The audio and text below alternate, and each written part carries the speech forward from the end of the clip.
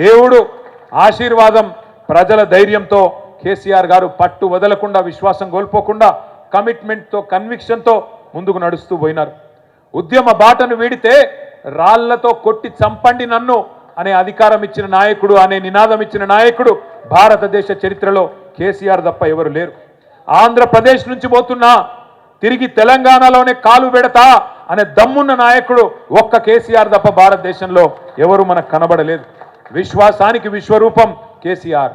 అందుకే ప్రజల్లో విశ్వాసం సన్నగిల్లవద్దని చెప్పి ఆనాడు ఎదురు దెబ్బలు తగిలినప్పుడు కేసీఆర్ గారు ఒక పాట స్వయంగా రాసిండు. ఏమని రాసిండు? పాట రాయడమే కాదు, రచించడమే కాదు, పాడించి మనకు అందజేసిండు. సిపాయిల తిరుగుబాటు విఫలం అయ్యిందనుకొని, సిపాయిల తిరుగుబాటు విఫలం అయ్యిందనుకుంటే వచ్చునా దేశానికి స్వాతంత్రం, రాజీ లేని పోరాటమే విజయం సాధిస్తుంది, ముమ్మాటికి తెలంగాణ రాష్ట్రం వచ్చి తీరుతుంది అని పాట రాసిందే కేసీఆర్.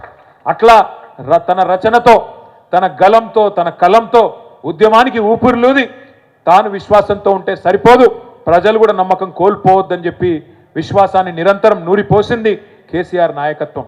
ఉద్యమం ఏ స్థాయిలో ఉన్నదన్నది కాదు, కేసీఆర్ ఉన్నాడు అనే ఒకే ఒక్క నమ్మకమే తెలంగాణలో పోరాటాన్ని సజీవంగా ఉంచింది.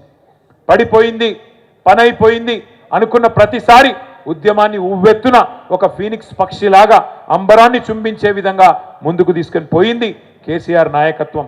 ఊహకందని వ్యూహాలను రచించిన చాణక్యుడు కేసీఆర్. ఎదురుదాడి ఎప్పుడు చేయాన్నో, వెనుకడుగు ఎప్పుడు వేయాన్నో కేసీఆర్ గారికి తెలిసినట్టుగా ఎవరికి తెలియదు.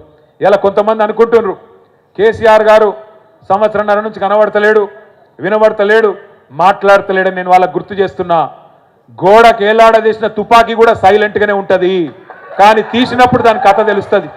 గోడకు ఏలాడదీస్తే తుపాకీ కూడా సైలెంట్గానే ఉంటుంది, కానీ ఎప్పుడు బయటికి రావాలో, ఎప్పుడు పేలాలో, ఎప్పుడు ఏం చేయాలో ఆ నాయకుడికి తెలుసు. అందుకే కేసీఆర్ మాట్లాడితే సంచలనం, కేసీఆర్ మాట్లాడకపోతే కూడా సంచలనమే. ఇవాళ ముఖ్యమంత్రి ఉన్నాడు ఇక్కడ, ఒక ఆయన ఒక 3 ఫుట్ ఉంటాడు కానీ తీసుమార్కాన్ లెక్క మాట్లాడతాడు.